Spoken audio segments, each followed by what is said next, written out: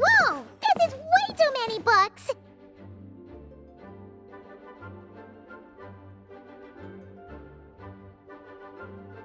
Considering this library organizing job was classified as a premium commission, Paimon came mentally prepared, you know? But seeing it in person is something else. Why, if it isn't Cutie and Paimon? What brings you back to Mondstadt? Let me guess. You missed me so much you just had to come visit. Is that it?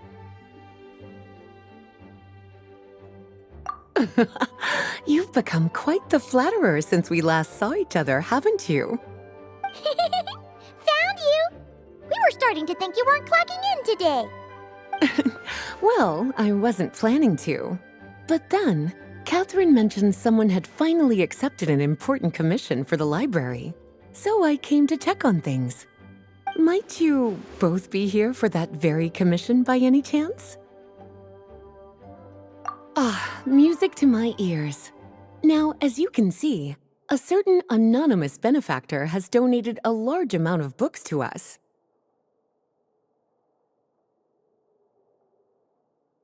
Imagine my surprise when a glance down the book list revealed that each one would be an entirely new addition to our collection. There are books of all different kinds, including quite a few that are banned. Troublesome, I know. So this wasn't an odd job I could trust to just anyone. And sorting them myself? My, what a headache that would be. It would take ages. All that to say, I'm very relieved to see you here. I would treat you to some tea, of course, but looking at the state of this place, perhaps another time, yes? Don't worry, just leave the commission to us. You're as sweet as ever, Paimon. Well then, good luck in here. I'll leave you to it.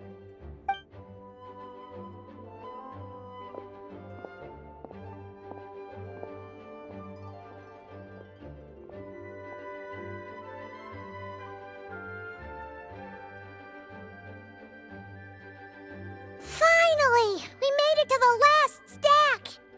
What even are some of these books? A Hilichurl's Guide to Running for Your Life? Do Hilichurls even read? Oh, and Basics of Whopper Flower Cultivation. Who'd grow one of those, anyway? And what's this one? The Little Witch's Dictionary? Huh. That title's kind of suspicious. And didn't we already sort this area?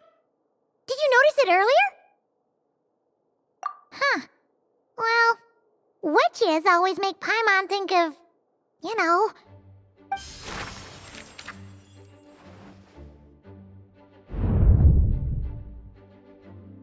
Yoo-hoo! Looking for me? Alice? How did you get in here? You must not have noticed, Paimon. I wasn't the one who barged in at all. When you opened that dictionary, you entered a mage's domain. What? Ugh! Paimon knew that book had issues. Have you ever read the storybook, The Little Witch and the Undying Fire, by any chance?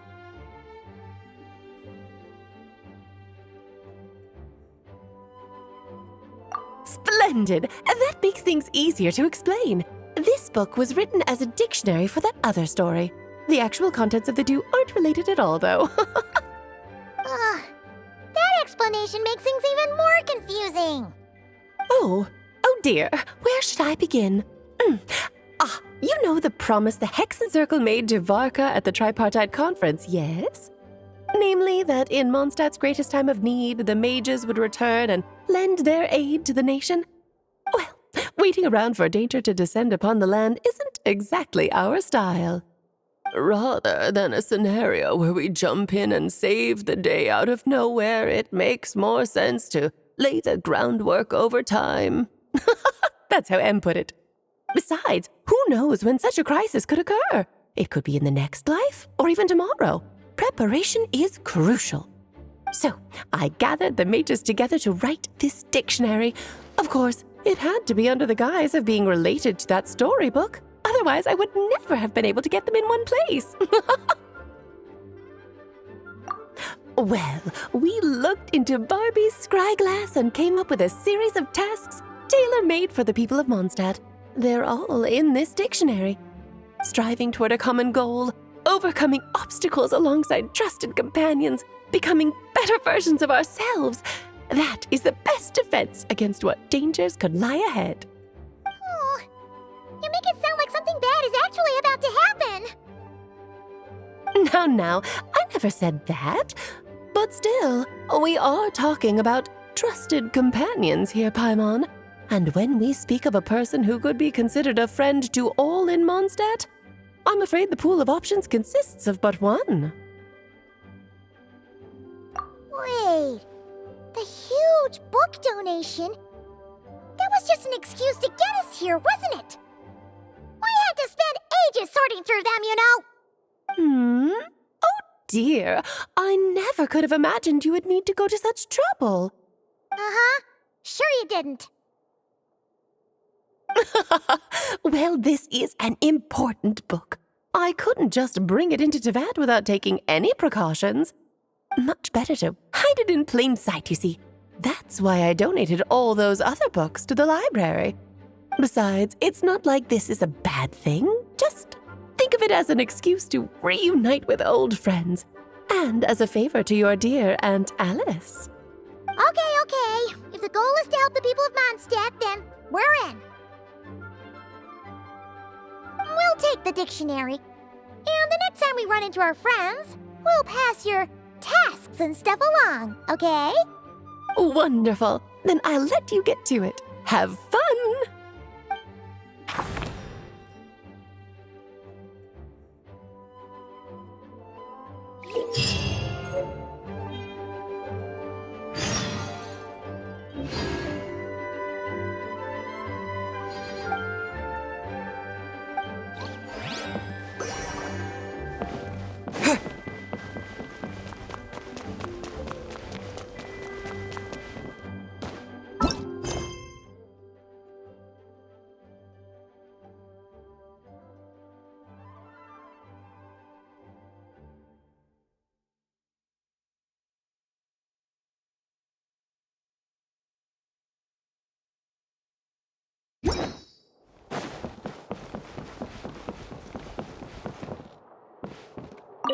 Oh, you finished sorting already?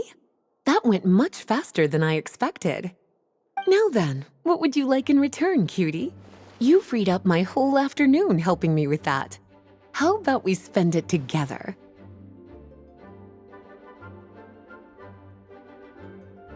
Oh, that's all? Well, don't worry. I won't forget. Ah, so you noticed too. Such strange names, and even stranger contents. Not to mention, this is the largest library in Northern Tevat, and I didn't recognize a single title on the list. I just don't see how that's possible. Unless... Actually, we just ran into... Trouble, I presume? I think I'll steer clear if it's all the same to you. Besides, if a book exists in this world, then there's a place for them in this library. Better for them to remain here than end up in the hands of someone more suspect. Anyway, here's your payment. Thanks again for all the help.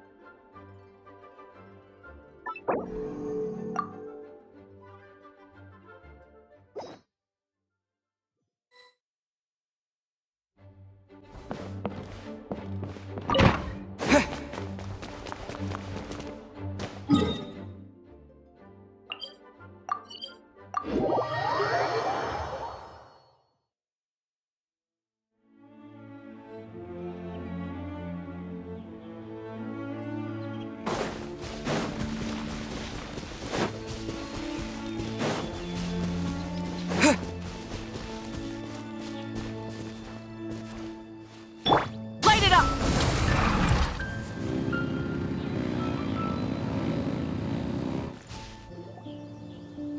I'll take that as a yes then.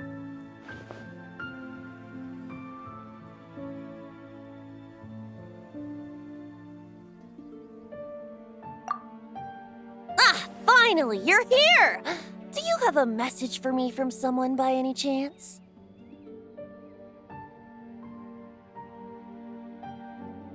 There's not a single prophecy about you in that dictionary.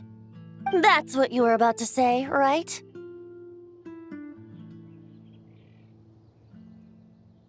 Oh? One moment, then.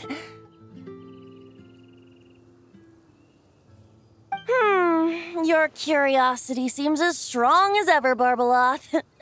Alas, my future will have to remain absent from your dictionary. The wind may be happy to let dandelions trace its form and have poets sing it into verse, but to be contained is hardly its nature. So, dear Barbeloth, please do set your pen down. Words heard on the wind are not meant to be recorded on the page. If you're truly interested in this legend, allow me to fashion it into a poem. I'll be sure to share it with you ladies at our next tea party.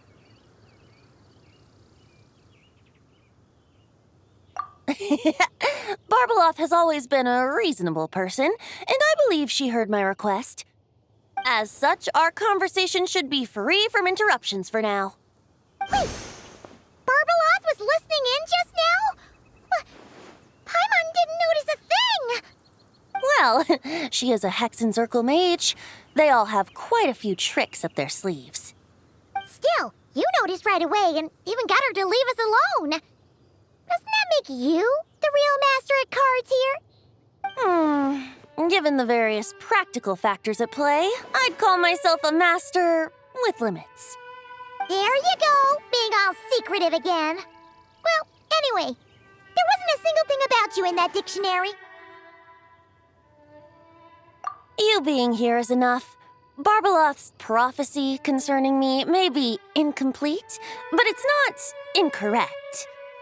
There's something I need to do, and I could indeed use your help.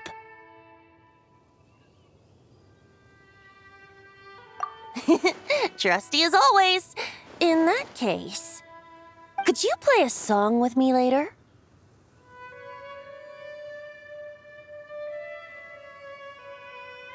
Yep, that's all. But don't worry, this isn't a performance to decide the fate of some consequential event. It's just a duet between friends. The last time I played this song, the howling gale was my sole audience, and the notes scattered in all directions, leaving only fragments of the melody behind. But now, with a friend like you by my side, why should the wind alone bear witness to this music?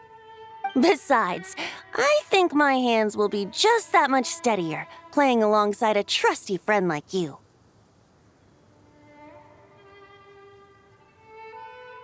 That's all I ask.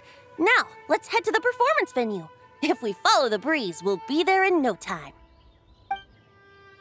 All right, let's get going. Just relax and let the wind lead the way.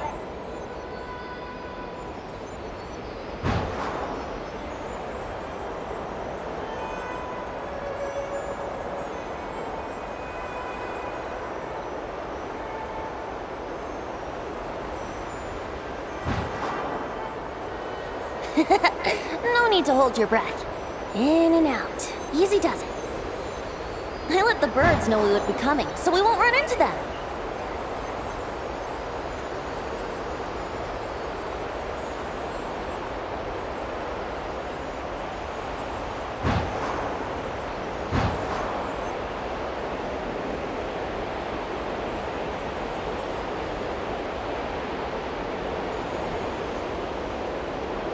Don't worry, it's just a little ocean spray.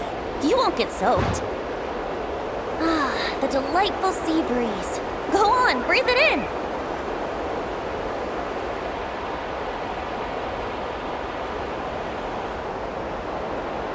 We're almost there.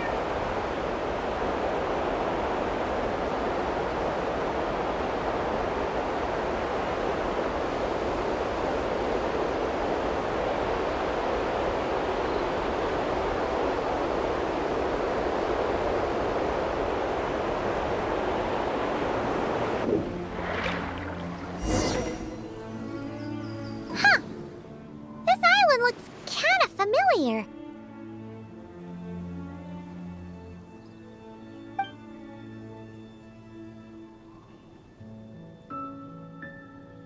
Not always. It was once an isle like any other. An ordinary, unassuming aggregation of sand and gravel. That is, until seeds of stories were brought here by the wind and cultivated by time. And in due course, the wind brought forth new tales, and time caused them to grow into legends. So with that, allow me to welcome you in truth to this island favored by time, traveler. This is the place where time and wind met in the distant past. Whoa. You suddenly sound so serious, Tone Deaf Bard. Paimon's not sure she's following this conversation anymore either. Fret not, dear Paimon. The best stories always start with a bit of suspense and intrigue. I told you about this before, remember? About how I encountered time at the Thousand Winds Temple and received some help? Well, it was because of time's help that those first winds of freedom were able to blow so strongly. But forceful gales like that are most suited to wiping things clean, not helping things grow. So, after a few crises in Mondstadt were resolved, I made the winds gentler. Just strong enough to bolster the people in times of need without knocking them off their feet.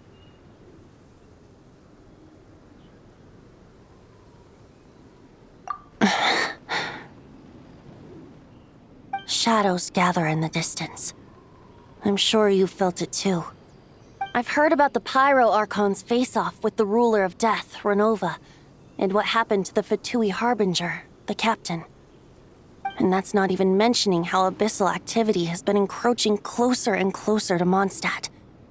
I fear the impending crisis may be beyond what humans alone can solve. In light of that, I need to be prepared. It is the Animo Archon's duty to intervene in times of need. As such, I, Barbados, will bring forth a wind strong enough to disperse whatever storm lies ahead. But if I whip up a gale of such strength in Mondstadt City, it would just turn the place upside down. Clothes, hats, the flowers that rest on people's balconies. That's why I chose to do it here. The place where I once offered an ode to time. Who knows? Perhaps time shows this island special favor precisely on account of my lovely, lovely music. Wait, so is this place really that special? It sure doesn't look like it.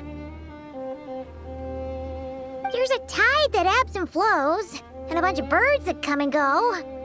It just seems normal.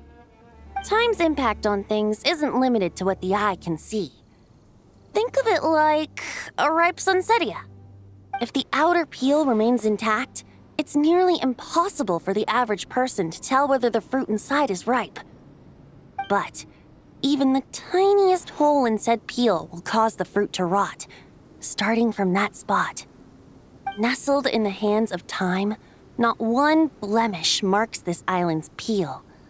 Thus, time's influence on its very essence remains hidden to all. At the most fundamental level, of course, all things that lack time's favor will be erased at some point. But with the power that remains here, I can leverage time to draw a boundary around the wind. That way, the outside world won't notice a thing, no matter how powerful of a gale I whip up here. Of course, as the one requesting help, I should offer something in return. That's why I invited you here, traveler. So we could perform an ode to time together. Just let me know when you're ready. Oh, and I can lend you an instrument if you need one.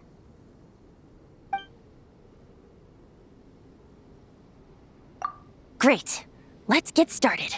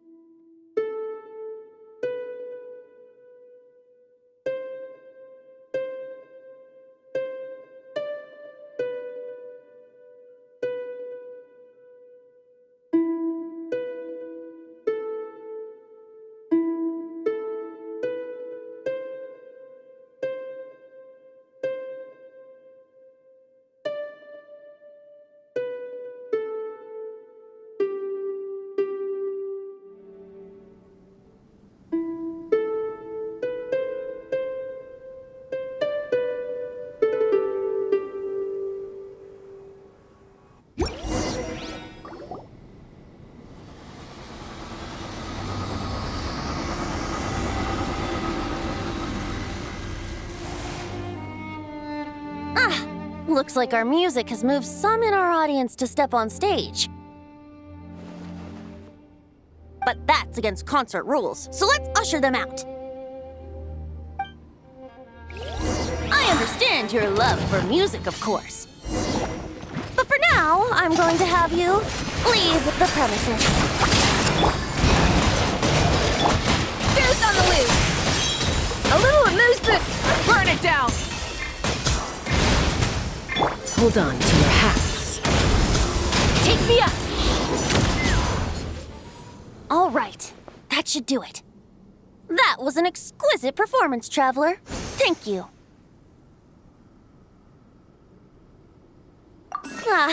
Don't worry. That power was mine and mine alone. No external help was involved. Think of it like tuning a musical instrument so that it might play melodies lovelier still. Ha! So you do have some tricks up your sleeve. What else are you hiding, huh? Oh, Paimon. How many tricks could I possibly have? I only have 2 sleeves, after all. You know that's not what Paimon meant, Tone-Deaf Bard. I have a feeling the wind is gonna be pretty strong today. We should head back to Mondstadt and tell people to hold on to their hats.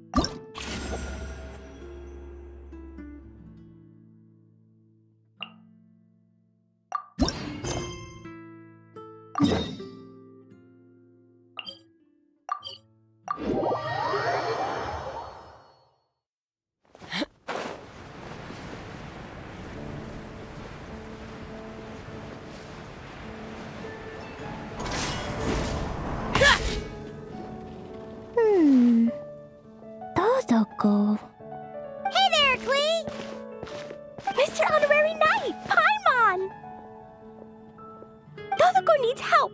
Mom said you were coming, but I didn't know it'd be so soon. Dodoko needs help? Oh, for Pete's sake! Is that the task? What? No, for Klee's sake. And for Dodoko, too. No, Paimon knows that. She was asking about the task. You know what that is, right? It's like a...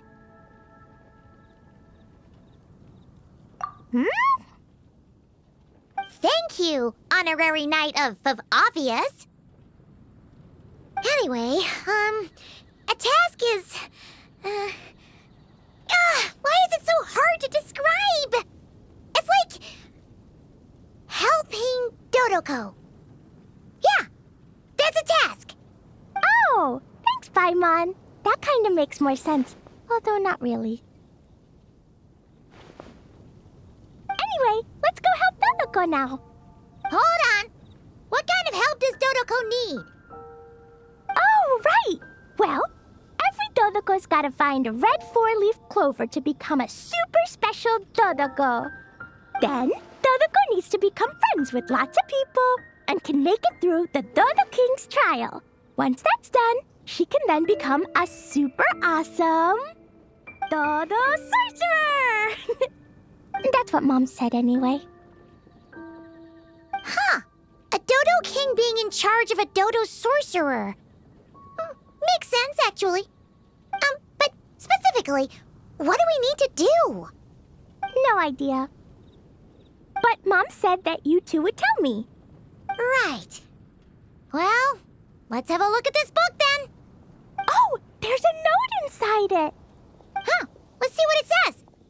At the first stage of the trial, Dodoko arrived in a forest of whispering leaves. There, past layer upon layer of hurdles, a secret lay buried, waiting to be uncovered. Seems like part of a story about Dodoko. Oh, I know where that forest is. It's where I go to blast... where I go to play a lot. Come on, everyone. Follow me. All right, let's go!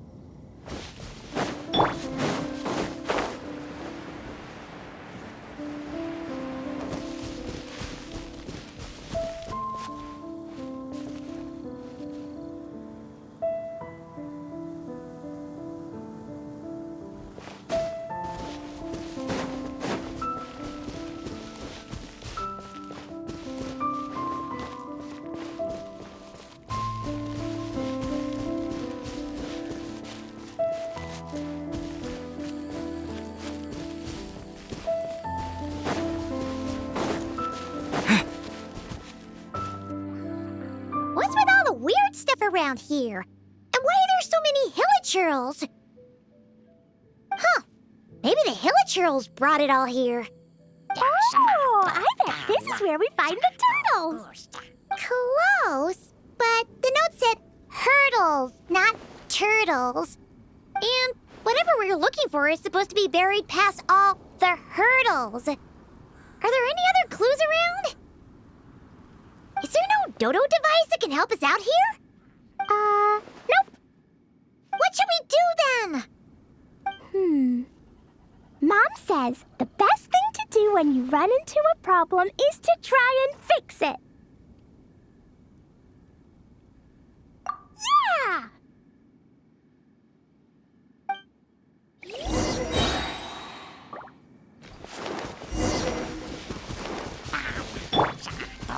Yeah! Pinnacle of excellence! A dash of frosting! Fire in the hole! Run all up! Boing, boing, boom! Dumpy, dumpy, go!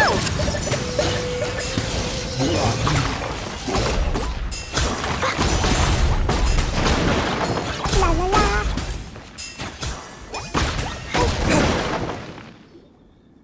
All right. That's the hilichurls and barriers all taken care of. And we didn't set the forest on fire. I was extra careful with Dumpy Dumpty. I've been getting sent to confinement less and less these days. Nice job, Clee. Maybe sometime soon you won't have to go at all. Well, if Master Jean would just let Clee blow the confinement room up... That's not really what Paimon had in mind. Wait, what about the trial? Did we learn anything new? Yep, I found this in the hole Jumpy Dumpty created after exploding. Huh, another note. Yup, and it's Mom's handwriting again. Now then, Dodoko may or may not have blasted all the hurdles away, though the most direct approach is sometimes the most elegant one. Either way, thus did Dodoko make it to the second stage of the trial, which, coincidentally, was also the final stage. Even the most energetic of children need to pace themselves after all. So, Dodoko proceeded to the banks of a lake of fallen stars, passed the final trial, and obtained her reward. But could things really be that simple? A lake of fallen stars. That must be Starfell Lake! Let's go see what we can find! All right! I'm super curious about what this reward's gonna be. Fingers crossed for some kind of awesome treasure!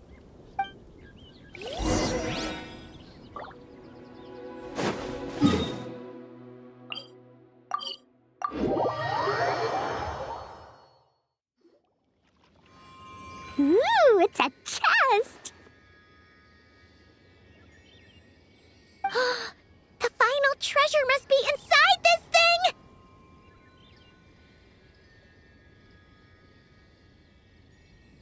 You got it! Me and Dodoko will get it open, no problem. Whoa, wait a second! Monsters incoming! They want to steal Dodoko's treasure, I just know it! Let's kick them out! Then we can open the box.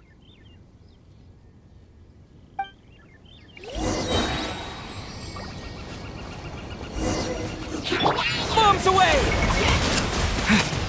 At first, the flavor. A little amuse-bouche. Box and splash!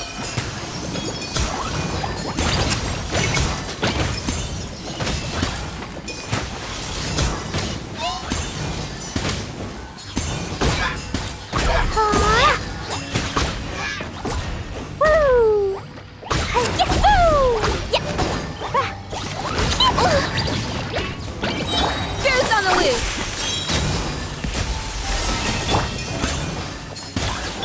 Blazing delight! Phew! That's that!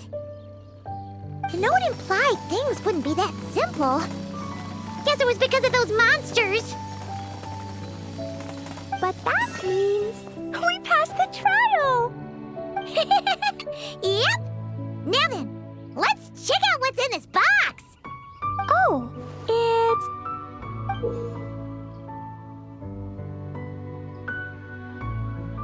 A tiny hat? a hat for Dodoko!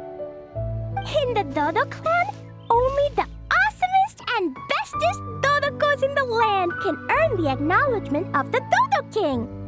Their job is to help out and protect all the other Dodokos so the Dodo King gives them a special hat.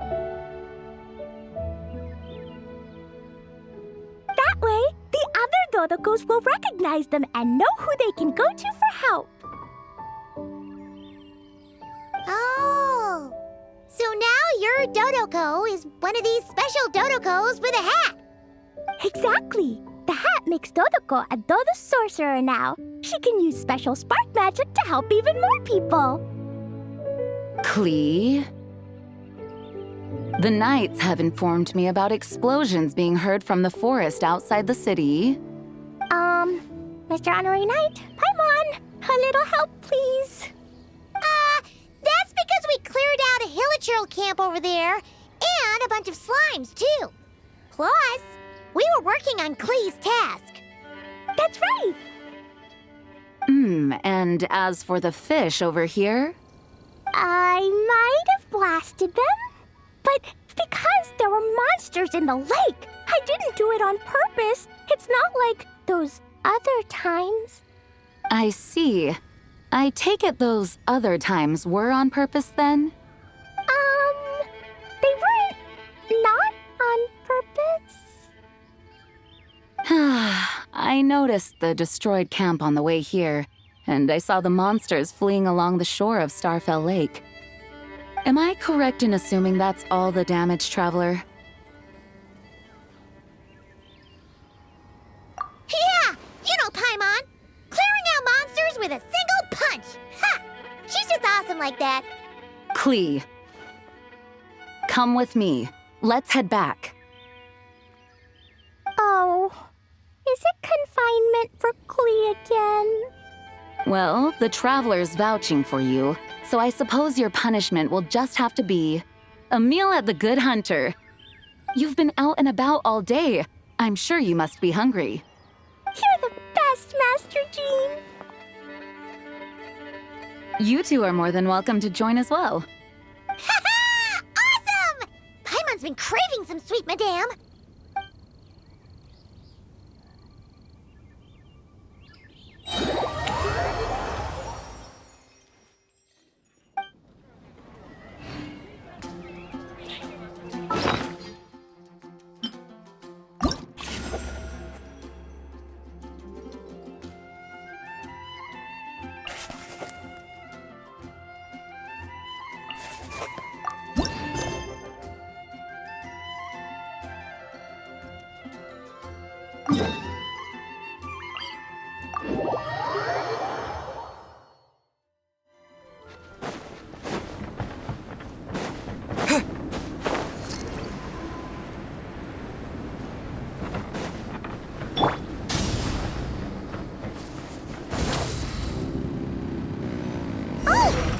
Over there. Wonder what he's doing. Hey, Albedo! Thought we'd find you here. Oh, are you painting? Yes, I finally have a moment to myself. So I decided to pick up my brush and get some practice in. Indeed. Of course, thanks to your help, and my fellow knights, that matter was resolved with little issue. In addition, I was able to complete the final task my master left for me. I couldn't have asked for a better outcome. Sucrose has been advancing swiftly in her studies too. She can tackle many alchemy projects on her own now. The Knights of Favonius don't have any duties for me at the moment either. No responsibilities, no tasks, no problems to resolve.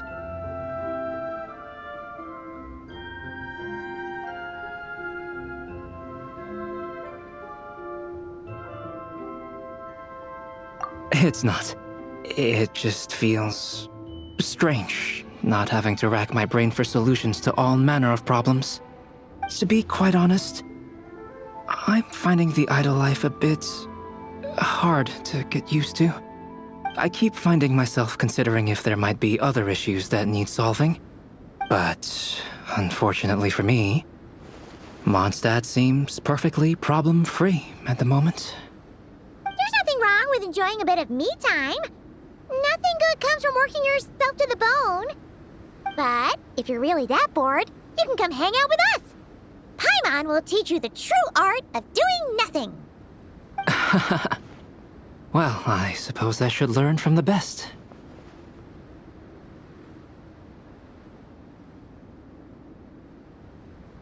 Traveler, don't say things like that. You're gonna jinx us. Strange to see you so idle, Albedo. But considering that you've completed Master Rhindaughter's final task, I suppose you deserve a break. See? What did Paimon tell ya? You asked for trouble, and here it comes. Sabas, what are you doing here?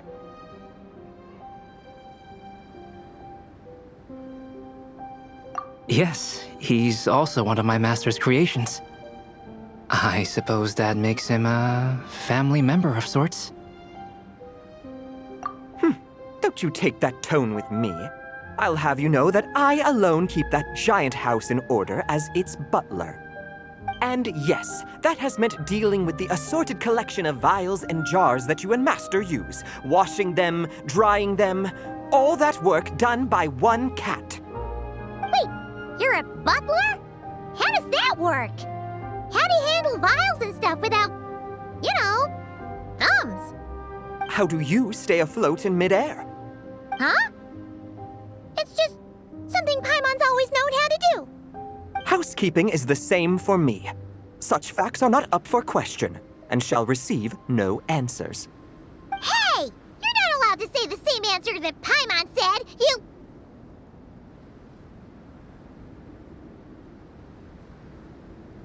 Ugh.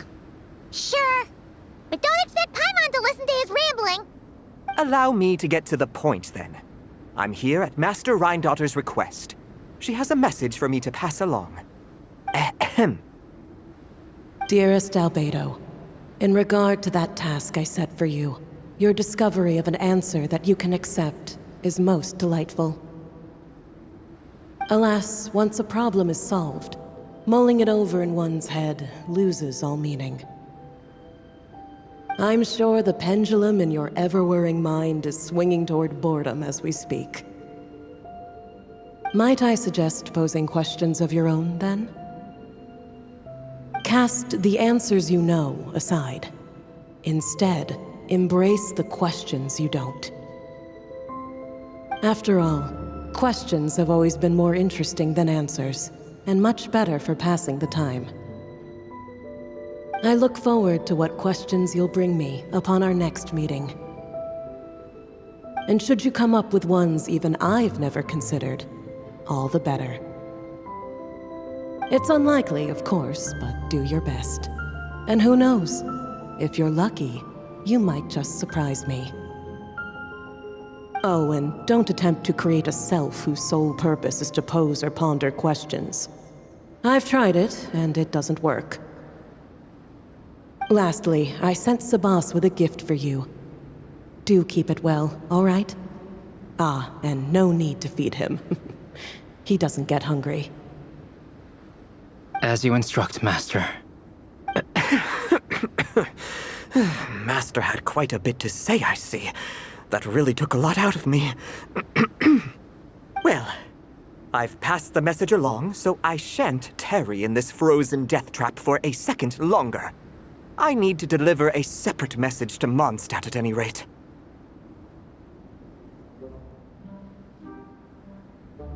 Huh. Who else would have a connection to Rhindaughter and Mondstadt? Oh! Although his birth was rather recent, Master Rhindaughter has long foreseen what his task should be. But I digress. I shall be on my way. If I stay here a second longer, my tail might turn into an icicle. Your gift from Master Rhindaughter is on the table. Use it well. You know, Albedo, your family gets more confusing by the second. Speaking of, would that cat really count as a family member? He called himself a butler and all, but... Master created Sabas long before me. By the standards of a normal family, that would make him my elder, I suppose. Of course, my family could scarcely be considered normal. So, by that logic, that type of relationship holds little meaning. At the same time, Sabas did look after me quite a bit back in the day, helping me tidy up various vials and jars. He even modeled for my sketches at times. Wait a second. The cat you drew today? That's him then, isn't it? Yes. Whenever I need to think, I turn to drawing and let my subconscious take over. It always helps me sort my thoughts out. And for some reason, I often wind up choosing a portrait of Sabas. I have drawn so many at this point that it's become second nature. Thus, this leaves my mind free to consider other things. Yeah, we thought it was just a random cat. Guess he was a way bigger deal than we thought. Well, now you know his real name. I can tell you more stories about him sometime, if you like. But right now... The tree takes pride in its most perfect fruit. So complete, so flawless. But you, O Seed of Dreams, do not settle for being the king of a universe, confined to its flesh. I need to think.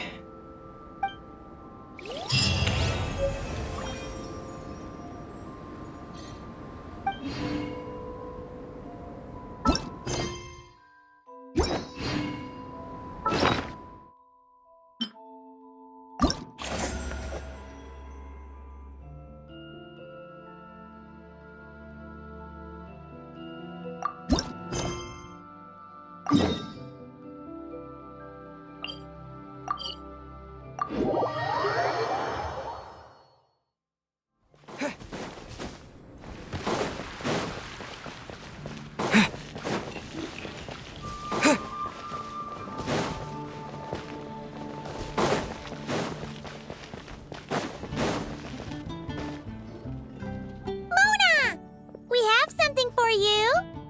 Oh, Traveler Paimon, you're full of energy today. You have something for me, you said? Is it some quick and easy way to make Mora by any chance? Well, actually, it's some kind of task from your master. Yeah, that's a hard no. But I guess I don't have a choice, huh? An enterprising spirit is important and all that. I just know it's going to be torture, though. I know that old hag all too well. Why don't you just take a look first? Huh. This book doesn't seem so special to me. Oh, whoa! Letters just fell out of it. Oh, maybe she's trying to reconcile with you? No idea. Either way, it looks like I'm supposed to open these 3 letters in order. Well, let's start with the first one. If this is her task, it should be okay for us all to read. Come on, let's see what this is about. Oh, how long it's been, my student. I'm afraid to report that getting up and about is becoming harder and harder these days. Oh, the sympathy card.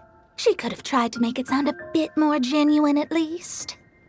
Remember when I would chase you and you would run for dear life, trying to use that hydro phantom of yours to distract me? Oh, seems like it was just yesterday. Now you're off on your own, and I laze the days away in my rocking chair. I really should get some exercise again. Well, then get it some other way, you old hag. Now, I'm sure you're curious as to the purpose of this letter. And to that, I say this. If you want to learn how to predict the fate of an entire kingdom, or even the entire world, head to Sumeru and search for the gate to an underground kingdom. Once there, open the second letter. Huh. But she knows how to lure people in, that's for sure. Is she serious about passing on her secret technique?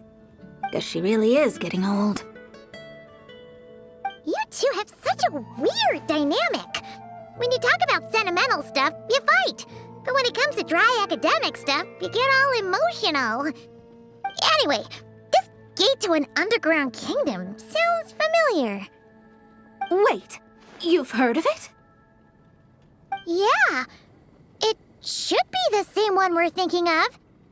Perfect. I don't even need to investigate then. Oh, that means no hired guide, no lodging, no shelling out Mora left and right. Come on, there's no time to waste. Let's go. And since you didn't mention a transportation fee just now, Paimon's guessing that means... Yep, same method as usual. Let's go.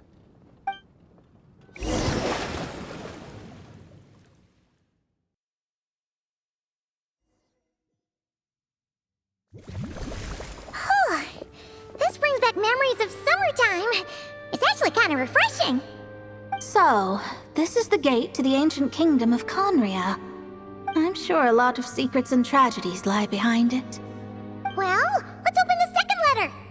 Let me see here. Yep, it's this one.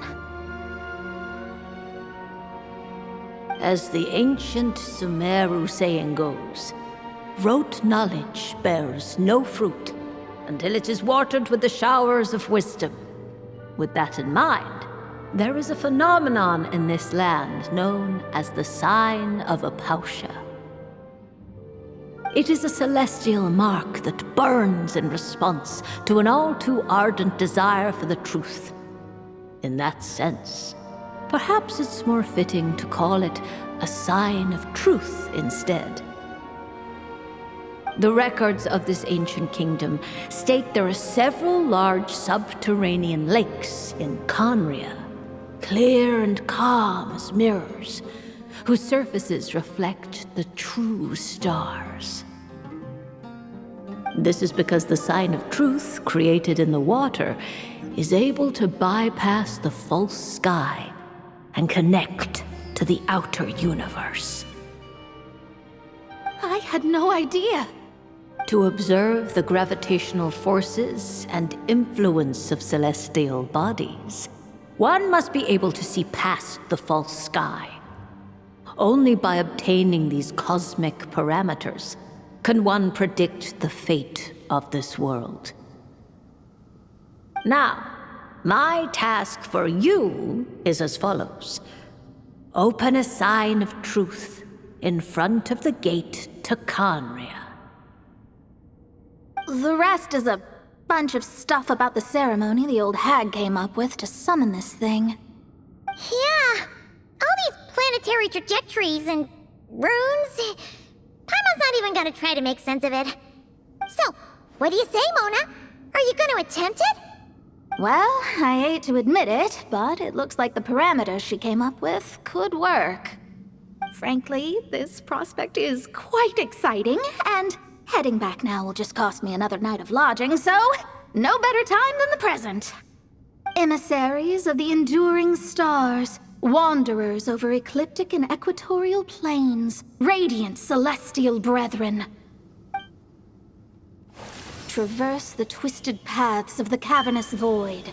I, Mona Magistus the astrologist, invoke the power of Hydro to balance the scales.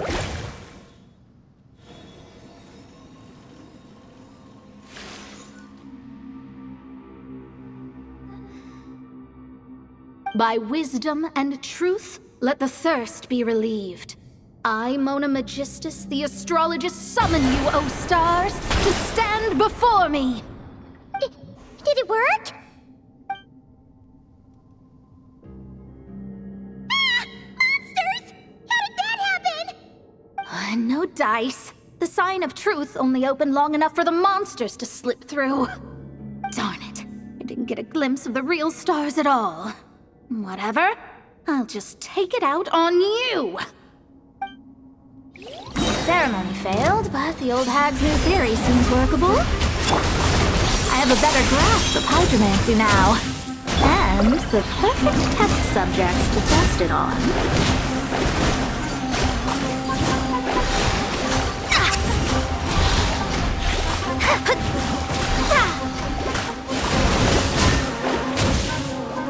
Shadows of fate! Light it up! Decided by destiny!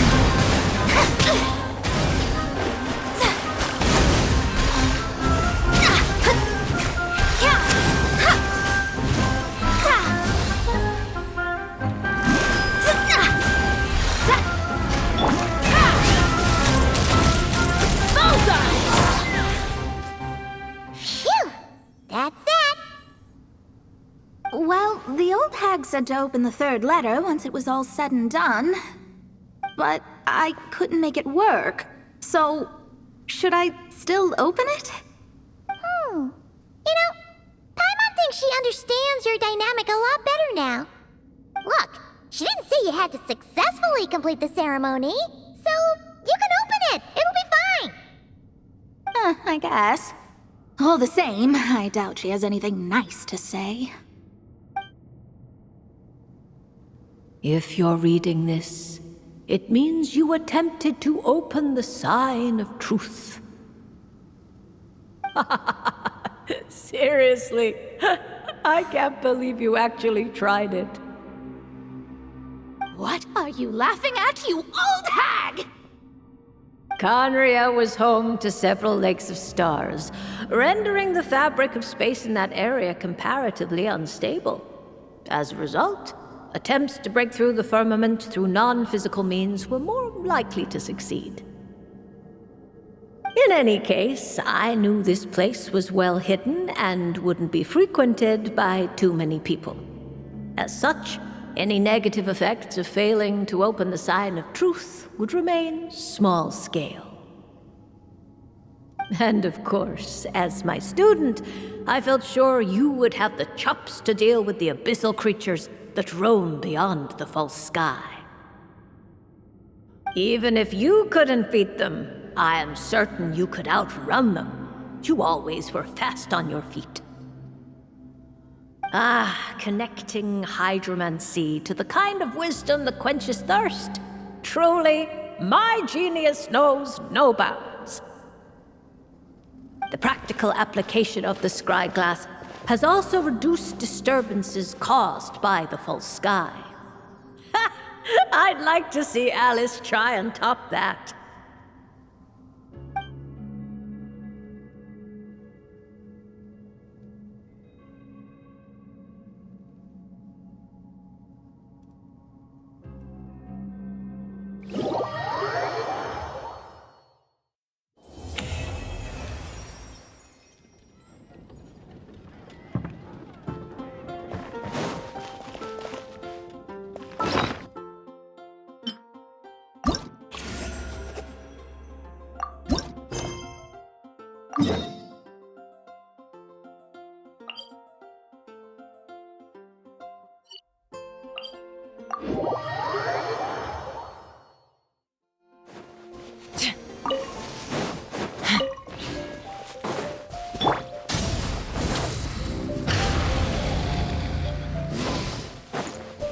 Take me up!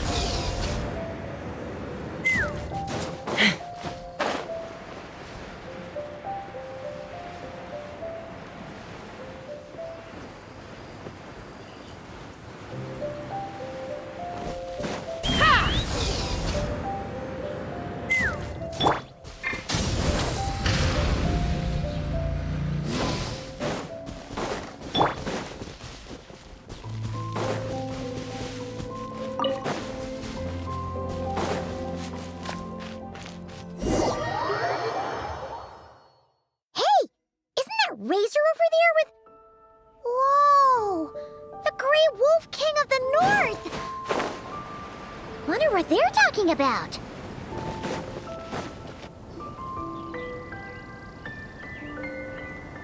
Razor!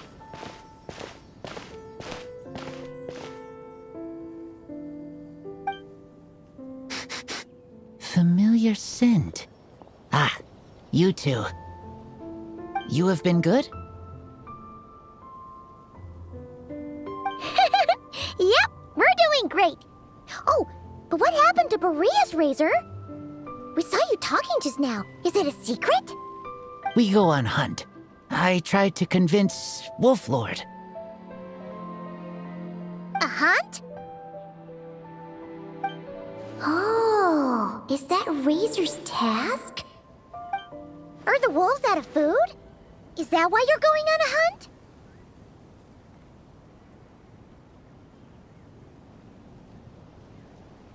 No, this hunt is not for food. We hunt enemies. The Dark Wolf Pack. Strange scent coming from land they took, getting stronger. We must hunt enemies to purify the forest. Oh, so did Boreas agree? Paimon remembers last time he said something like, Razor, you must not get involved. This is for the wolves to settle between themselves.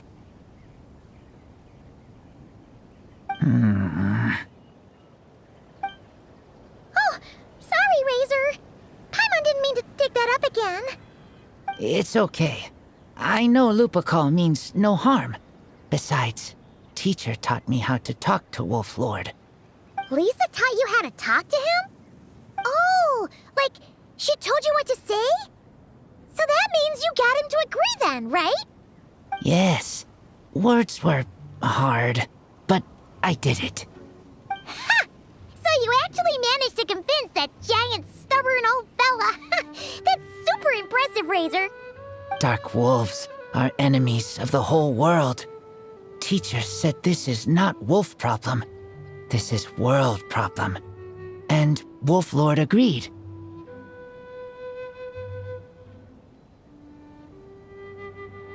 But because of that, other wolves won't join.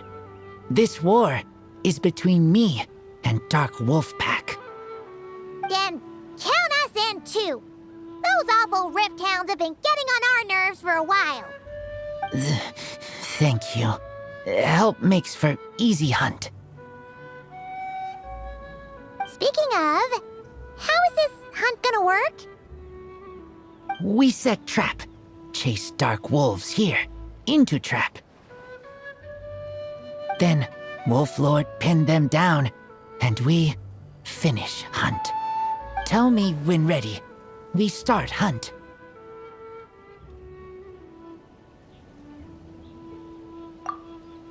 Come on! Let's clear them out in one go! Yes.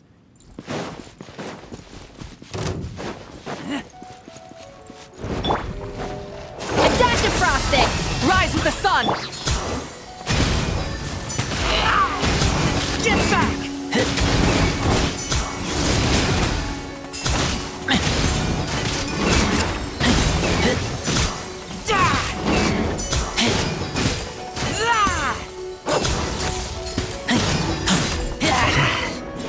Done.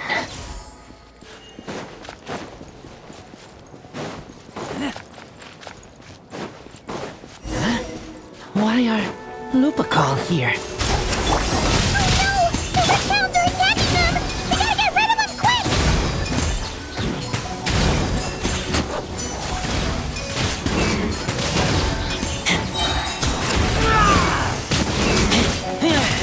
Get back!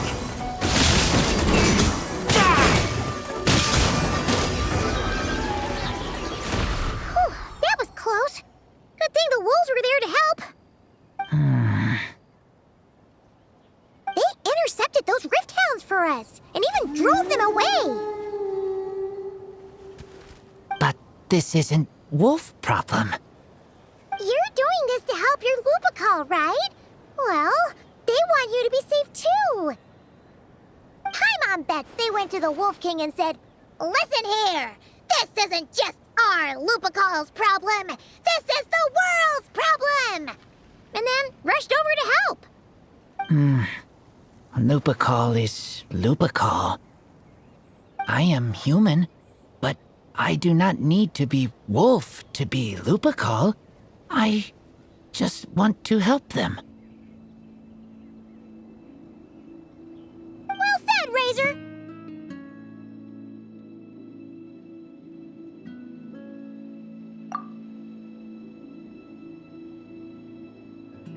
You think so? Yeah, absolutely. Now, come on. Let's go kick some rift hound butt.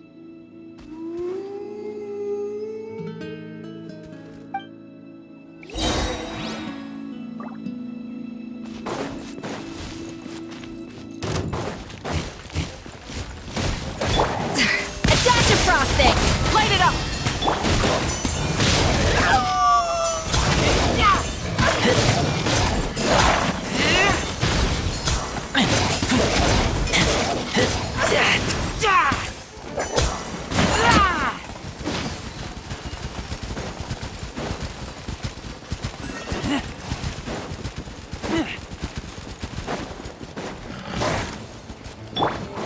Up to the freeze! Burn it down!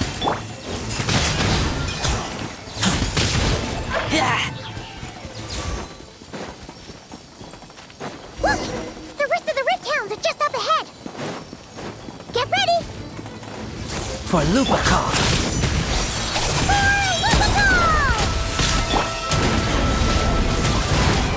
Try and stop me!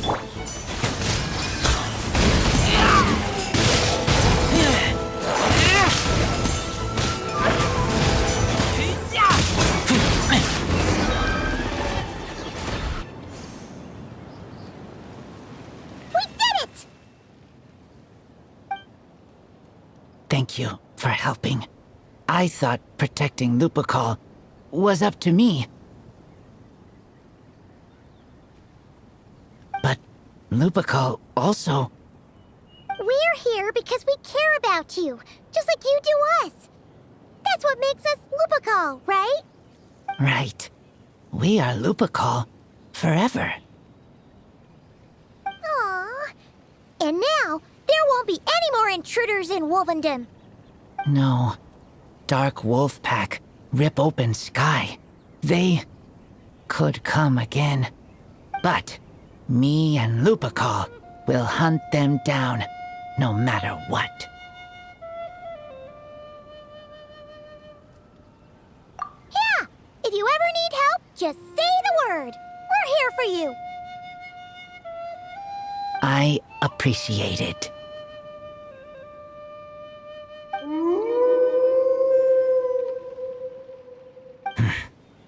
They call for me.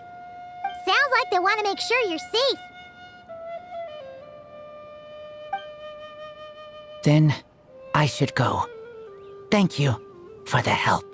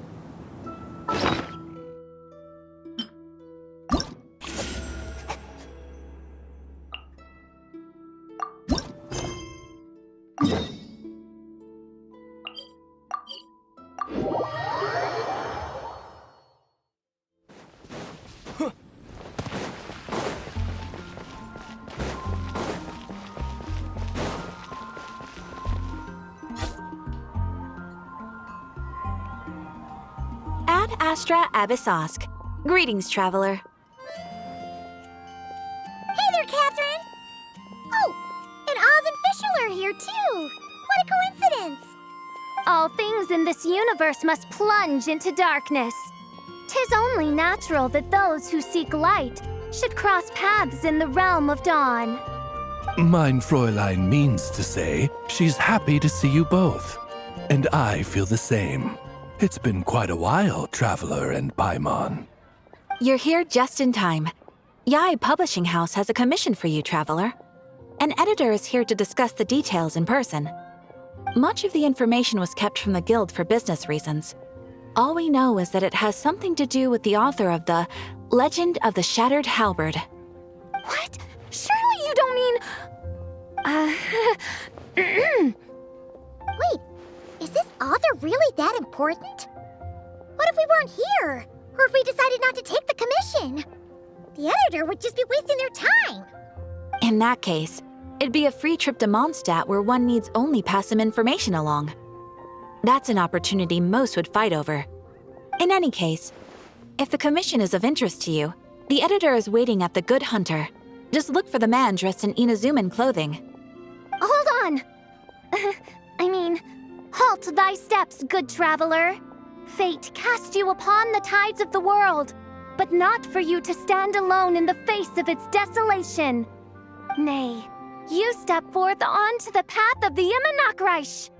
What mein Fräulein means to say is, she would like to go with you.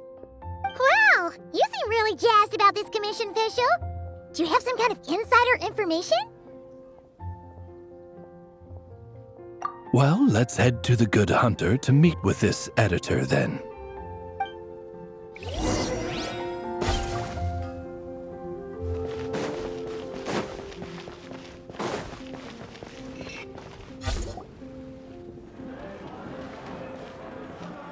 Alright, let's see who lucked out and got this free trip to Mondstadt.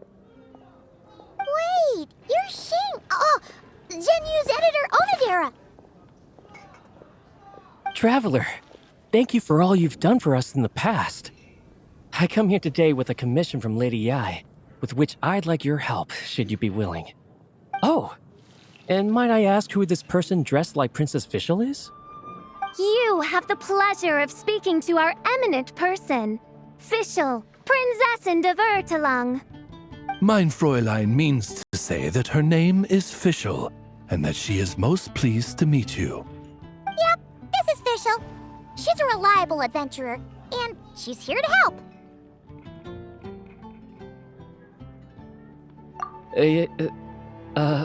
Yeah, I kinda got that the first time. Since thou hast learned my name, understand this. To speak it is to be absolved. Praise it, therefore, and thou shalt earn thine salvation. Mein Fräulein means to say she... Ah, I see. I completely concur, my lady. Remembering names is simply basic etiquette.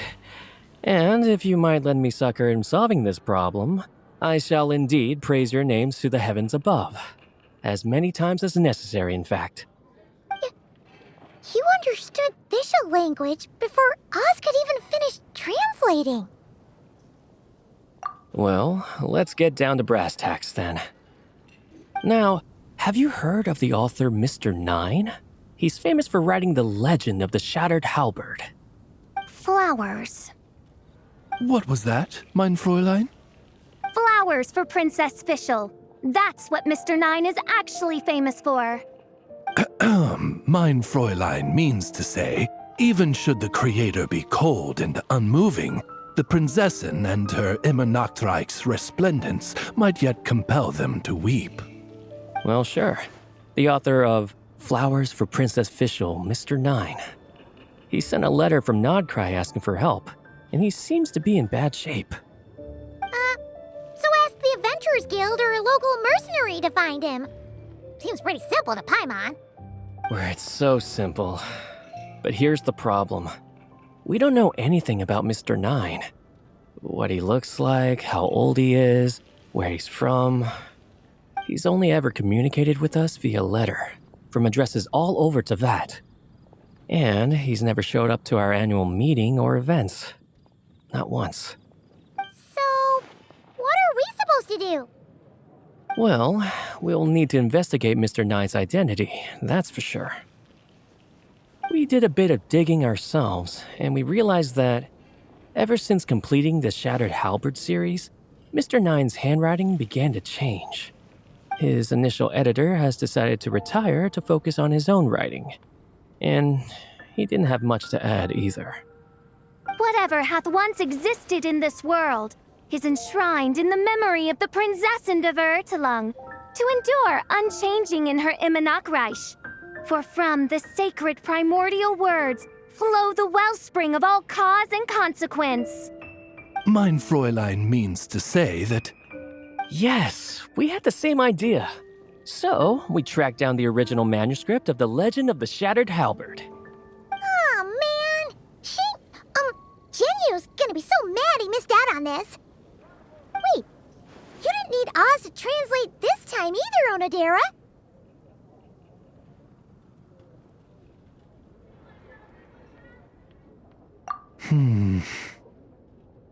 Osvaldo Hafnavines, hast thou perceived something? No such Henry exists, mein Fräulein. I sense a faint, elusive resonance. Something akin to the magnetic field, gravitational force, and threads of cause and effect that surround you, mein Fräulein. Isn't that interesting? Well, in the end, our only takeaway was that the design and craftsmanship of the paper point to it coming from Qingce village in Liyue. Huh. Could Mr. Nine be from Liyue then? No, wait. If we're talking authors from Qingce village specifically... No, it couldn't be. Could it? Chong the Ninth? Ah, I've heard of him. He won a Best New Author award for the first apprentice of Guhua. It matters not. Though the Saint of Tears and the Saint of Atonement perform manifold labors on divergent principles, their power flows but from a single source. Mr. Onodera, if you please. Wait, Oz? It's great that you trust Onodera and all, but we're still in the dark over here. You speak true, mein Prinzessin. Even if Chang the Ninth doesn't turn out to be Mr. Nine, he's still an author, and he could have had contact with him. I think it's a good place to start.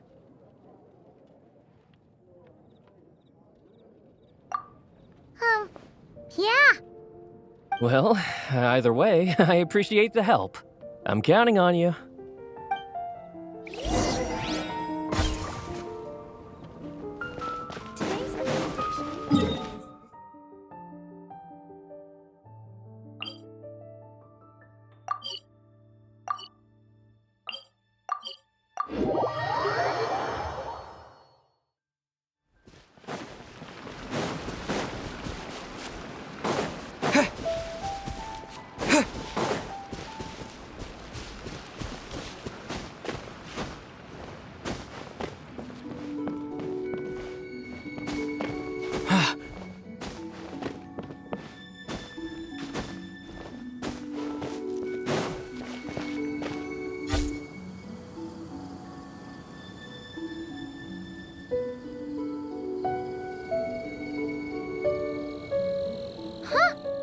Chang the Ninth isn't home. It doesn't look like there's anyone around we can ask either. Shall we wait? Seems like that's all we can do. Still, could his absence mean that he really is Mr. Nine, now kidnapped and sent to Nodcry? Perhaps we should have a look around his house. Barging in without permission seems wrong. But if he really is Mr. Nine, then... Okay, let's do it.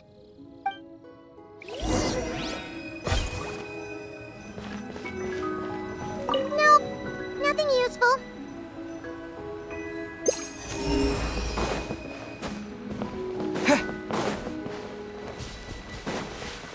No, not here. Just seems like a bunch of ordinary stuff. Nay, I, the Prinzessin, have beheld the mystery of the universe enshrined in these specks of dust. What hath been revealed is the very fount of wisdom. Ever does it flow toward the shores of truth. Mein Fräulein means to say, she thinks this is a clue.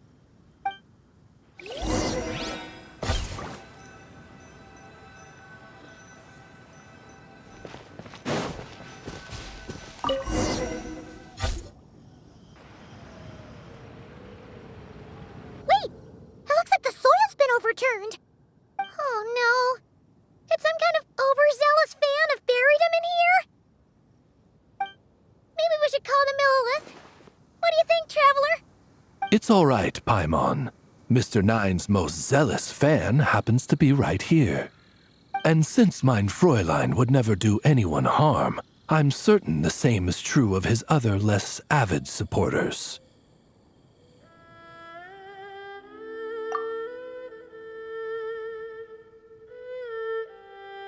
What is the meaning of this? I'm calling the Millilith. Chang the Ninth! You're not dead! Or kidnapped! What are you even talking about? Oh, wait a second. You're the ones who came here with that young lad from the Guhua clan. Yes, I remember. I'm guessing this is a misunderstanding then. The question still stands, though. What are you doing digging around my house? Oh, well, actually, we just wanted to know if you've ever written under the pen name Mr. Nine. What? Not even a whole bucket of hallucinogenic mushrooms could make me that delusional. No. If I were Mr. Nine, why in the world would I enter all those writing competitions? To what? Demolish the competition from the shadows? Yes, doing a real bang-up job, aren't I? My submission's never even been selected. The classic archetype of the boy hero is outdated. That's the kind of critique I get. Even opening with a plot twist or disguising your hero as a fool is falling out of fashion. Modern readers are drawn to the boundless imagination and innovative world-building character of Mr. Nine's works. Good point. Besides, if I were Mr. Nine, I would have come clean the minute First Apprentice of Guhua won that award. What? That old beggarly Chong the Ninth is Mr. Nine? No, there must be some mistake. What a sight that would have been. Yeah, and when we were here with Shinjo that one time, you talked up the legend of the Shattered Halberd a lot. If you were the one who wrote it, that'd be like Jean complimenting herself for being a good knight. It just doesn't add up. In any case, while this gentleman isn't the Mr. Nine we're looking for, I sense something of interest on his person. It's a peculiar signature, the same threads of fate I sensed on you, mein Fräulein, and on the manuscript. I believe the traces are related to Mr. Nine, and it appears I can track them. Hey, that's perfect! Once we head to Nokrai, you should be able to find Mr. Nine, no problem then. But back to the signature. What were you doing before this, Chong the Ninth? Oh, well, I ran out of manuscript paper, so I went to buy some. I'm particular about that kind of thing. Creation of literature demands the highest quality. Ah, no wonder. Mr. Nine uses the very same type for his manuscripts. Huh, that explains it. Thanks, Chong the Ninth. We should get going. I'm not quite sure what I did, but you're welcome, I suppose. Farewell, creator of another world. Though I must say, the laws and narratives thou hast ordained can scarce compare to the dream dust sedimented in the Immanakreich. Mein Fräulein means to say, your writing isn't... mein Fräulein offers her thanks.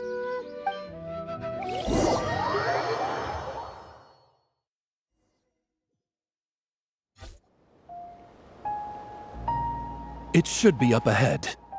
Wait, did something attack that Sealy? Something doesn't seem right here. And it bears the same signature I sensed before. Then it would seem fate has dictated our path for us.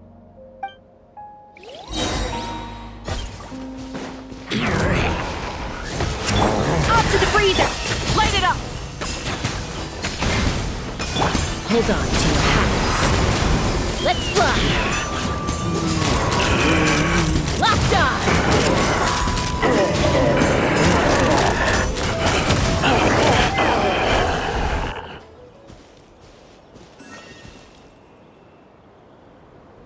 Huh. Looks like the Sealy is showing us the way.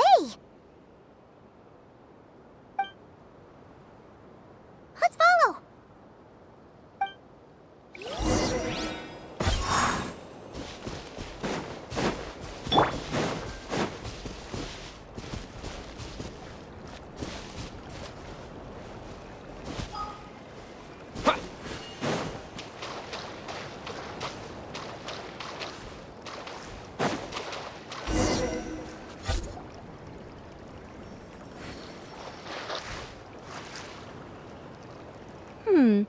What are you doing here?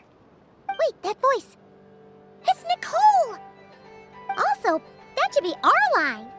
We were looking for Mr. Nine and our search led us here, but now it seems we've found you instead. Ah, I see. Well, Mr. Nine is right here. Hello. What bizarre demarung is this? Never in 1,000 sunsets have I heard of such a thing. In truth, I too aspire to be an author. But I'm also partial to direct communication. Talking is rather inconvenient by comparison. And as I'm sure you can understand, writing things down is even more tedious. I thought perhaps if I found someone with whom I could share my ideas, it might give me the same release as writing. But then those stories would never see the light of day, which would be a shame. So, I tracked down an old Sealy friend of mine and told her all the stories I was imagining. Then, I sent her to find people with similar aspirations to write them in my stead. We even came up with several character traits to lend a certain authenticity to Mr. Nine. A receding hairline was one of them, I think. Yep, I'm the one she roped into all this. Come now, it was beneficial for you too. By inhabiting those authors and mobilizing their language faculties, you were able to hone and eventually recover your capacity for speech. And anyway, an angel has always functioned like a sort of a flash of inspiration in someone's head. I'm sure it was like stepping into old shoes. So you, what, possessed people? Is that kind of intrusive? Oh, it's fine. She did it while they were sleeping. As long as the person is someone who dreams of creating worlds of their own, this inner writer within them will automatically awaken. Wait, but what about the letter and the strange intuitions Oz has been having? Nicole sent me to monitor the situation in Knockcry, and it's super dangerous, okay? So I needed some help. It's not like I have the knowledge or power of the heavens anymore. As for your friend over here? Well, you see, when writing a story, it's not uncommon to incorporate certain half-true details. For realism's sake, you understand? Yeah, we've seen that before. A real curse was written into an Inazuman light novel once. Indeed. In a similar vein, Mr. Nine's stories are full of metaphors, including one for the creation of life. What it describes isn't made up, per se. We just never imagined someone would actually manage to use it. Until you came along, young lady. Mein Fräulein is speechless. So if I may ask in her stead, did she manage to use one of these half-truths in Mr. Nine's novels to create me? It was more like 70% made up, 30% true. No, it was 90% made up, 10% true. I thought it was too dangerous, so I changed it. See, I knew you'd never read my books. You don't seem too surprised, Oz. Well, I suppose I've vaguely sensed this since the beginning. Regardless, it is an honor to serve mein Fräulein. Well, once our affairs in Knockcry are resolved, Mr. Nine will be able to return home. Yes, just tell them that when you return. I don't want to be your eyes here. It's too dangerous. Oh, but, while you're at it, could you pass a message along to that guy in Chengsa Village? I've been splitting the royalties with him 90-10. His share's been buried in his yard all these years. Wait, what do you use the Mora for? I bury it and then lead people to the treasure. Guiding people is in our nature. It's what I love to do. Feel free to come search for my personal stash someday. I've buried it at the furthest end of the Immernachtreich. I will. I absolutely will. Mein Fräulein? And, I just want to say that I really like your books, Mr. Nine. What mein Fräulein means is, though the cosmos stretch forth in unending darkness, yet shall come an hour when all things shine. I'm glad to hear it. All in all, it seems you've already found my greatest treasure. All right, that settles that. Now, I need to have a quick argument with Mr. Nine about who really deserves to be considered first author.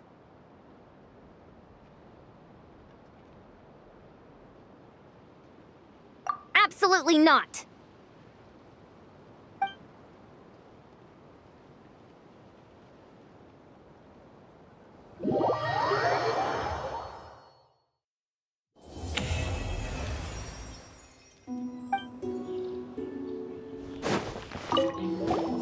Oh, that's right.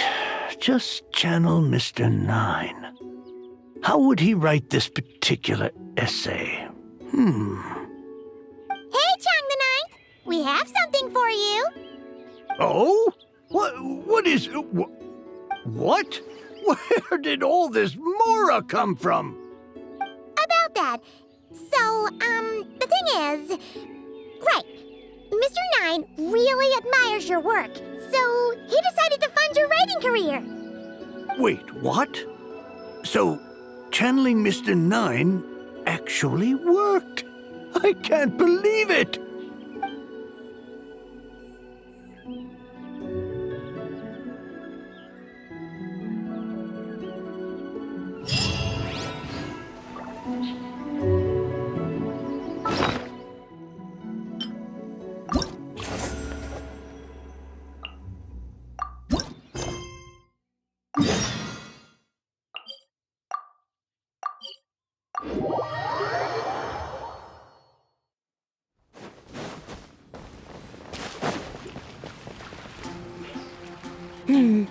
Given previous results, I should make a few adjustments to the experiment and ensure that the materials and equipment are all in order.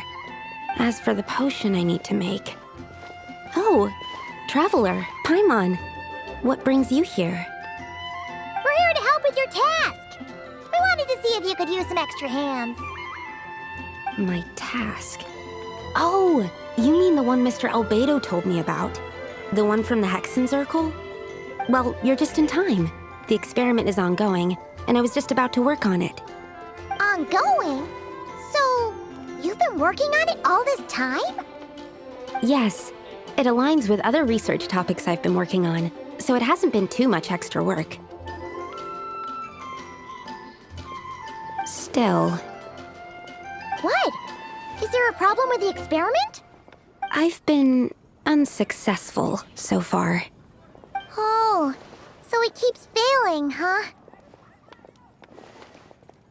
It's not as simple as just failing. The whole theoretical framework behind this task is a bit more complicated than I imagined.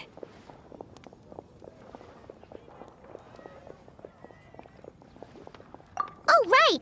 You still haven't told us what kind of experiment it is. One meant to develop a potion that can transform sweet flowers into a variant 16 times its normal size. That is to say, the formulation of botanical augmentation reagent type 4, iteration 7. As you can probably guess, this is my 7th time running the experiment. Wow! So, basically, we need to make growth serum. Or the 7th version of one. Well, yeah, that's about right. This is my 7th attempt, but I didn't make many adjustments to the formula this time, because both the theoretical principles behind this experiment and the products of the process prove there's nothing wrong with it. But you haven't succeeded yet, right? Yes, I'm thinking that it's not my current formula that is wrong, per se, but rather, some other key element is missing. Oh! Then Paimon knows just what to do. Yeah! We came here to do just that, after all. Here it is. That said, I'm still missing 2 ingredients. Now that we can help with. What do we need to get? I need spring water from Springvale to use as the base, as well as Eye of the Storm fragments. But that last one could be tricky. We've got this! Let's go! Let's tackle the Eye of the Storm first.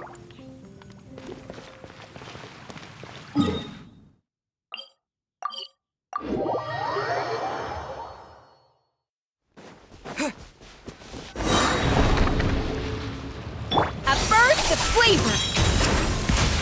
Breath from the sky! Full throttle! Alright, that's the first ingredient done. Wow, you two...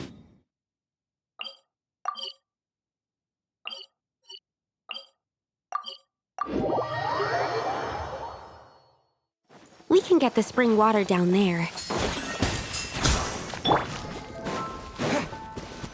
The high quality of Springvale's waters makes for...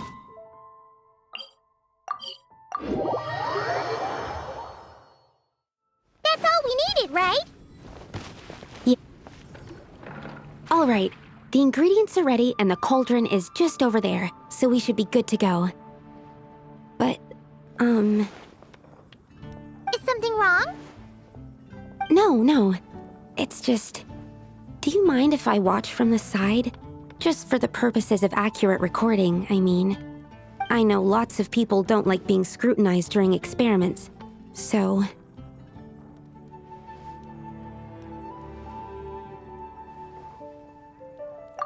Thanks.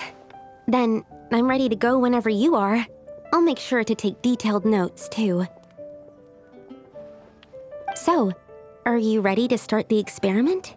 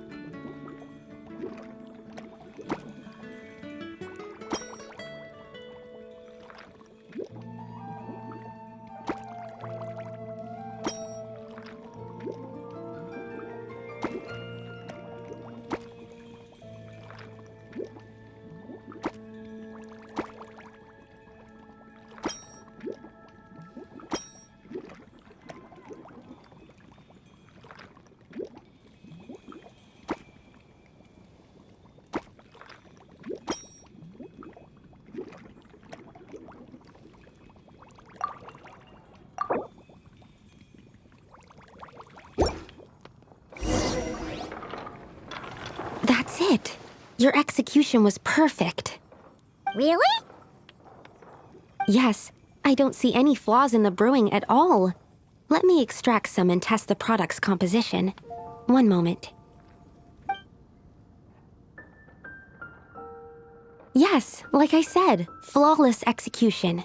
The potion is perfect. It's exactly what I was expecting. So? Was the 7th time the charm? Upon examination, it seems identical to the previous 6 iterations. Oh! Wouldn't that make the results identical? Not necessarily. Experimental outcomes can differ even with similar variables all around. You never know what the result will be. That's what makes experiments valuable in the first place. Come, let's test this thing out. I planted some sweet flowers beforehand which we can use. We just need to douse them with the potion and see what happens.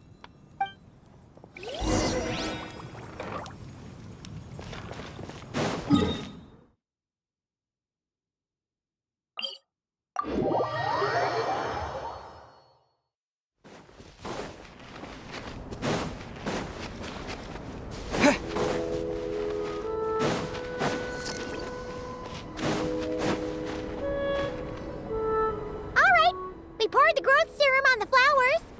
Is that all we need to do? Yep. The flowers need to fully absorb the potion, so it might take some time before we see a reaction. What happens then? The flowers will grow in size while maintaining their original appearance. But then, when they reach 12 to 14 times their normal size, this will prove more than they can bear. As if some upper limit has been reached, they will wither and rot, assuming unnatural forms until nothing is left of them but liquid. Wait, what? So there's a problem with the growth serum then? No. I've adjusted the formula time and again, resolving all kinds of issues that arise when inducing small plants to grow larger. Issues like ensuring that the leaves don't get too large, strengthening root diameter and load-bearing capacity, calculating how the increase in surface area might affect sunlight exposure and nutrition. So, why isn't it working then? Because the flowers cannot transcend. As above, so below is one of alchemy's guiding principles. Alchemy seeks mastery over matter, but this world has its limits. It's like a specification etched into the law that governs all things. Part of the purpose of doing multiple experiments is to determine if this specification is stable.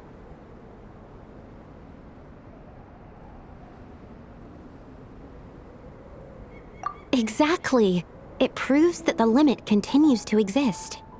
Okay, this is all a bit over Paimon's head, but basically, you needed the experiment to fail to prove that the limits and borders in this world are stable? Oh, what a weird experiment. Huh? Looks like one of the flowers is reacting. Wait a second. That's not a sweet flower at all! Careful! It's a whopper flower. It must have absorbed some of the potion. Wait, but that's happened before, and it's never gotten this big either.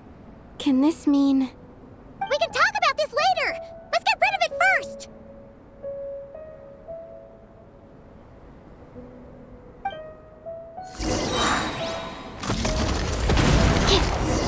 Bombs away!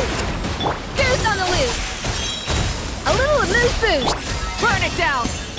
Fire in the hole!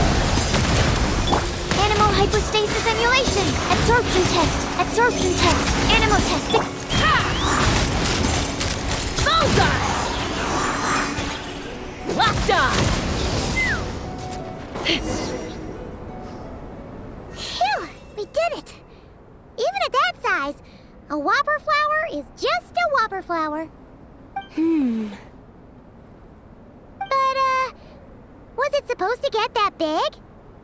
I could only make a rough estimate during the battle, but it looked at least 16 times its original size, maybe even larger. This means that the experiment worked.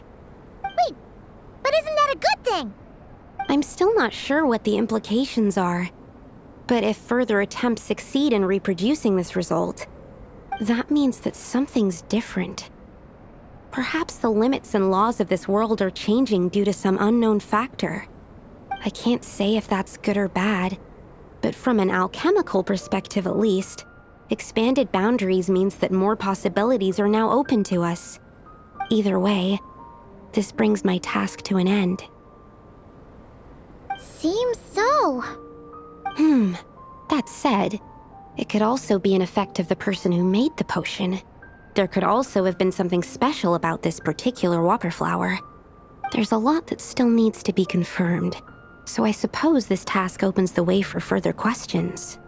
Well, we're here if you ever need some help.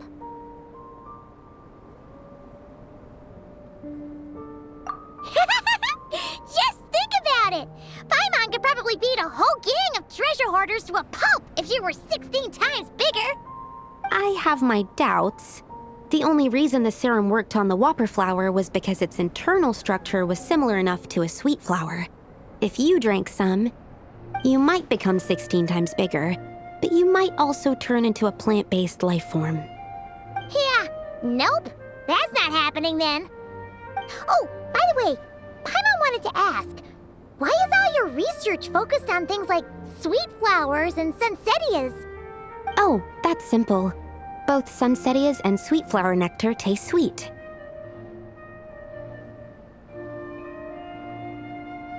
So in that sense, accidentally making a whopper flower 16 times bigger comes with a hidden benefit. Because whopper flower nectar... Tastes exactly like sweet flowers? That's right. Once I've extracted the sugar from the nectar, I'll give you some. You get it!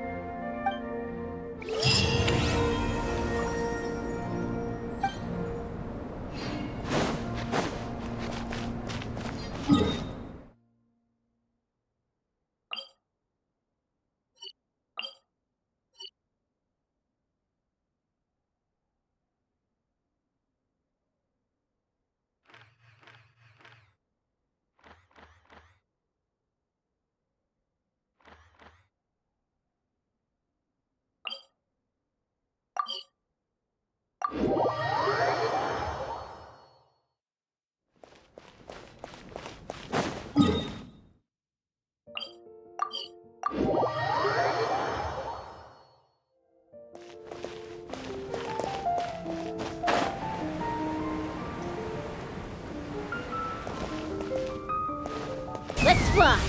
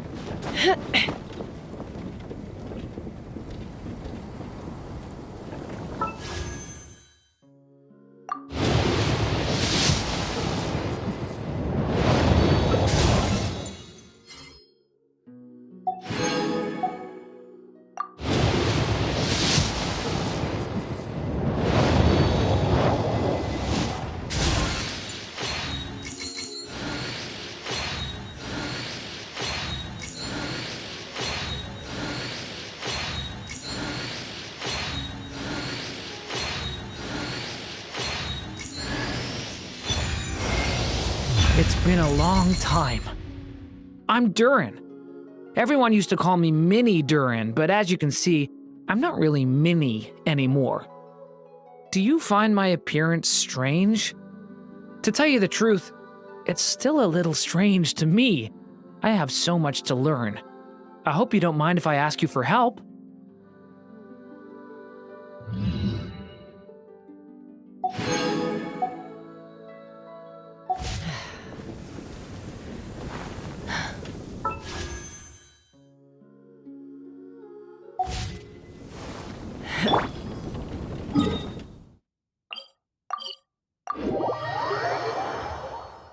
Hear what happened with